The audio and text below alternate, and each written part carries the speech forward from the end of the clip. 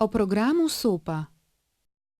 S programom SOPA želimo doseči, da bi ljudje pili manj alkohola.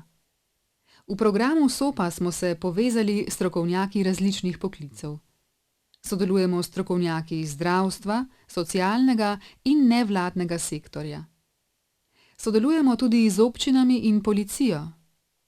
Program SOPA se je začel oktobra 2016 in bo trajal do decembra 2020. V programu SOPA delamo z ljudmi po vsej Sloveniji. Delamo z ljudmi, ki potrebujejo pomoč ali nasvet zato, ker pijejo preveč alkohola. Sodelovali bomo tudi z mediji. Mediji namreč poročajo tudi o pitju alkohola in vplivajo na naš odnos do pitja. Zakaj v Sloveniji potrebujemo program SOPA?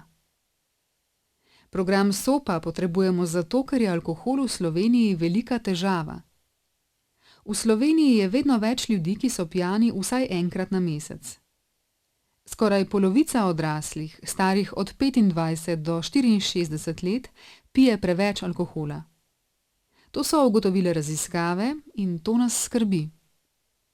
Slovenec popije več alkohola kot Evropejec. V Sloveniji imamo zato več težav, povezanih z alkoholom.